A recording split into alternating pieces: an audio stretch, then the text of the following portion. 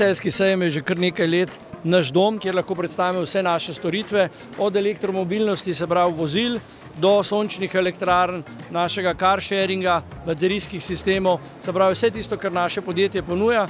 Mi imamo dve diviziji, eno je metalurgija, s katero nastopamo globalno, drugo so pa tehnični programi ogrevanja, kjer nastopamo predvsem na bližnjih trgih ali pa bom rekel predvsem v Sloveniji. Zastopamo Robert Bosch že več kot 40 let in prav je, da se tu pojavimo, da tu stkemo še tiste vezi nove, katere pričakujemo in tudi negujemo stare, katere imamo. Ja, moram povedati, da smo mi od začetka na Celjskem sejmu, ko je še bila dvorana A zunaj na prostem, in nam je res ena promocija doma, ker mi delamo z 56 državami na svetu, ampak domačega kupca ne smeš nikdar zanemariti in seveda tudi doma se moraš nekako pojaviti in seveda zadovoljiti domači trg.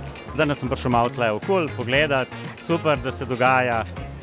Super, da je tudi SBC zraven, to se mi zdi fajn pomembno. Lepo je v živo videti tudi poslovne partnerje, se z njimi srečati.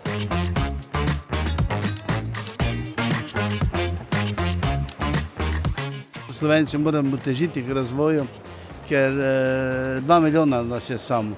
In seveda nič hudega, če dobimo zaposlene od rod, ampak vodilni, prvi, drugi, tretji kader pa mora biti slovenski, ideje mora biti slovenske.